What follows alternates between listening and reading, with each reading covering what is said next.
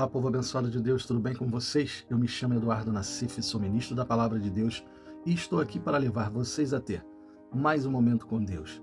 Não esqueçam de se inscrever no canal para vocês receberem diariamente as mensagens e também as minhas orações. Que a palavra de hoje possa verdadeiramente entrar no seu coração e abençoe sua vida. A mensagem de hoje é para você que diz ser muito valente, mas na hora do vamos ver foge da batalha. Se amedronta e ao invés de colocar o inimigo para correr, você é que corre dele. Está cheio de pessoas por aí dizendo que são valentes, que podem todas as coisas naquele que as fortalece, que são mais que vencedoras em Cristo Jesus. Falar todos podem falar, o negócio é quando vamos para a prática da coisa, quando o diabo e seus demônios se levantam contra a vida da pessoa e ela, ao invés de combater o bom combate da fé, ela foge, ela começa a se amedrontar. Quando falo em fugir, estou falando daquelas pessoas que desanimam, que ficam tristes, aceitam a sugestão do inferno, se sentem derrotadas. São pessoas que se entregam de uma tal forma que o inimigo destrói a vida delas por completo. Na mensagem de hoje, nós vamos ver que o nosso Deus é muito consciente e sabedor de todas as coisas. Sabe por que estou falando isso? Porque ele não coloca qualquer um para pelejar uma batalha. Não, ele não coloca. Ele sabe exatamente quem são os valentes mesmo e sabem quem são os falsos valentes. Deus não precisa de milhares de pessoas para vencer uma guerra. Ele só precisa de valentes de verdade que fazem a diferença. Às vezes, gente demais atrapalha, porque se não for para somar, é para o quê? É para dividir. Quando você entra em uma batalha com pessoas que estão na mesma fé que a sua, dizendo, vamos conseguir, Deus é conosco, Deus está na frente das batalhas, pode ter certeza que a coisa vai andar, tudo vai adiante. Mas quando você entra em uma batalha com pessoas que vivem dizendo, essa luta está muito pesada, será que Deus vai nos ajudar? Não sei não, hein? Acho que essa batalha já está perdida. Isso dá até desânimo só de ouvir. A batalha nunca será vencida dessa forma. Então, até para escolher alguém que vai guerrear com você, ao seu lado, você precisa pedir a direção de Deus. Mas vamos relembrar uma história na Bíblia rapidamente para podermos ver o que Deus quer falar conosco. O povo de Israel vivia fazendo o que era mal aos olhos do Senhor. E quando estavam em grande sofrimento, eles sempre faziam o quê? Clamavam a Deus e Deus os socorria. Deus é misericordioso. Juízes capítulo 6, versículo 7. E sucedeu que, clamando os filhos de Israel ao Senhor por causa dos midianitas. Os midianitas desta vez eram o povo que estavam destruindo tudo do povo de Deus, tudo de Israel. Tudo que eles produziam de colheitas, os midianitas iam lá, saqueavam e destruíam o restante. O povo de Israel já não aguentava mais de sofrimento e muitos nessa hora, ao invés de clamar a Deus, reclamam e murmuram. Não é assim que acontece? Quantos na hora em que tudo está bem dizem, glória a Deus, Deus é bom, Deus é maravilhoso. Mas quantos homens e mulheres desses que engrandecem a Deus nos momentos bons fazem diferente em momentos ruins? Dizem, por que o Senhor está deixando isso acontecer? Será que Ele não está vendo o que eu estou passando? Por que Ele não toma conta da situação? No meio do povo de Israel, assim como nas igrejas, existem pessoas assim, que ao mesmo tempo que dizem ter fé, reclamam e murmuram, em vez de tomar uma atitude. Deus enviou um anjo para separar homens para uma batalha, e quando se encontrou com um deles, vejam só o que esse homem disse. Juízes capítulo 6, versículos 12 e 13. Então o anjo do Senhor lhe apareceu e lhe disse, o Senhor é contigo, varão valoroso. Mas Gideão lhe respondeu, ai, Senhor meu, se o Senhor é conosco, por que tudo isso nos sobreveio? E que é feito de todas as suas maravilhas que nossos pais nos contaram, dizendo, não nos fez o Senhor subir do Egito? Porém agora o Senhor nos desamparou e nos deu na mão dos midianitas. Agora pergunto, essa atitude é de alguém que confia e vai para cima do inimigo com atitude? Ou de alguém que ao invés de se levantar e dizer, o diabo, você não vai mais me derrotar, eu vou orar, vou batalhar pela minha vitória, porque sei que Deus é comigo? Ou é de alguém que reclama, murmura e coloca a culpa em Deus por todas as coisas erradas na vida dela?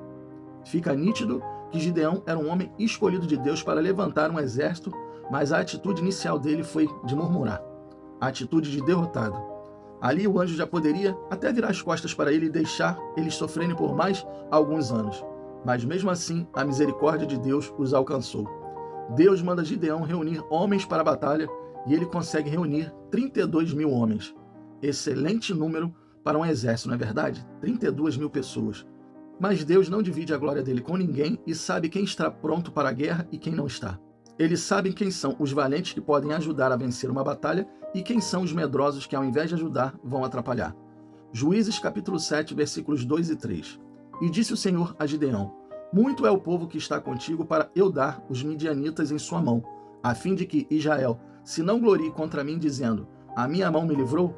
Agora, pois, apregou-a aos ouvidos do povo, dizendo: quem for covarde e medroso, que volte e vá-se apressadamente das montanhas de Gileade.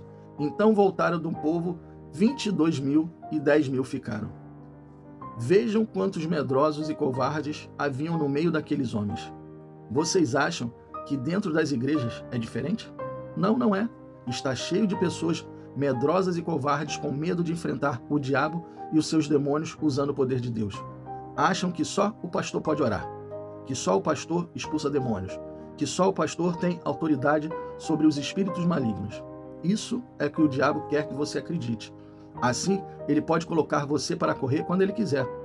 Mas você é mais que vencedor, ou seja, você pode fazer tudo isso que um pastor pode fazer. Nessa batalha, muitos foram convocados para a guerra, mas poucos foram os escolhidos. Vimos que sobrou dos 32 mil ainda 10 mil, um número grande ainda de pessoas para a batalha. Mas Deus só leva para a guerra quem está pronto e preparado. Deus separou desses 10 mil apenas 300 homens e disse que entregaria os midianitas em suas mãos. Agora pergunto, esses 300 homens estavam ou não preparados? Estavam sim, sabe por quê? Porque eles tinham um exército de 32 mil homens e Deus fala para eles que apenas aqueles 300 homens ganhariam a guerra. Eles poderiam dizer: Senhor, éramos 32 mil e agora só somos 300. Mas quando a pessoa está preparada para enfrentar o inimigo, não importa se são 32 mil ou se são 300. O que importa é que ele sabe que Deus já venceu a batalha antes dela começar. É isso que importa. Esses são os verdadeiros valentes do Senhor. Aqueles que, quando enfrentam o inimigo, já sabem que a vitória é certa.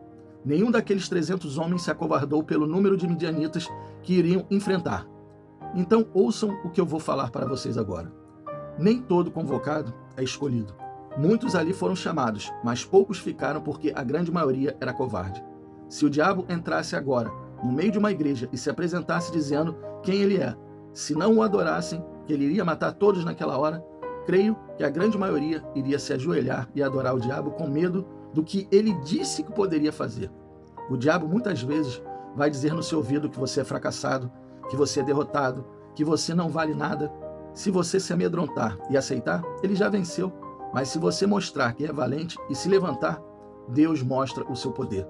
A covardia espiritual ainda é um problema nos dias de hoje. Tem muitas pessoas que se dizem guerreiros de Deus, mas fogem diante da luta. Querem ver uma coisa muito interessante nesta batalha que eu ainda não falei para vocês? É que esses homens não lutaram com espadas, com flechas, com facas, com machados, com lanças, com nada disso. Eles lutaram com armas espirituais. Aqueles que ficaram lutaram com fé. Eles só tinham uma tocha, uma trombeta e um cântaro. Mas sabe qual era a arma principal deles? Era Deus. Deus era a arma principal. Ali podemos ver 300 homens de fé, porque eles estavam dispostos a obedecer, mesmo sem espadas nas mãos. E você, está disposto a obedecer e enfrentar o inimigo com espadas, machados e flechas? Ou com a arma mais poderosa que Deus nos deixou, a sua palavra? Você está preparado para ser reduzido, testado e ainda permanecer firme? Pense e reflita. Veja se você é um medroso, covarde, ou se você é um valente de Deus. Amém, povo de Deus? Feche os seus olhos e vamos orar. Pai, que palavra forte. Palavra para colocar os covardes para correr. Pessoas que realmente são de fé são aquelas que se levantam contra o inimigo e não deixam ele colocar elas para baixo. O inimigo coloca uma doença e essa pessoa se levanta contra a doença e começa a orar, começa a batalhar até que a vitória seja vencida. Pessoas em que o inimigo coloca uma coisa no trabalho dela, um inimigo para se levantar no trabalho dela, ela começa a orar, começa a se fortalecer e começa até a jejuar para poder vencer as suas batalhas. Pessoas que verdadeiramente guerreiam, que não se amedrontam, pessoas que vão para cima do inimigo e sabem da autoridade que Deus deu para elas. Pai, eu peço ao Senhor que essa mensagem chegue ao coração de muitas pessoas e que muitas pessoas possam começar a lutar com fé agora, a partir desse momento.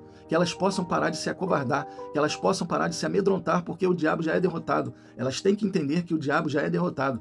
Ele pode se levantar, mas ele se levanta para cair.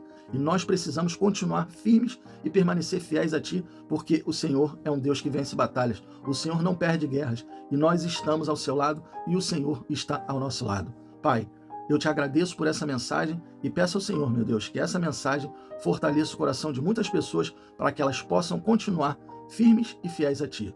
Eu te peço isso em nome do Pai, do Filho e do Espírito Santo. Amém e assim seja. Bom, pessoal, eu espero que vocês tenham gostado da mensagem e se vocês gostaram, compartilhe com seus amigos, com seus familiares, com todas aquelas pessoas que necessitam ouvir uma boa palavra. Deus abençoe a todos vocês e não esqueçam, amanhã nós teremos mais.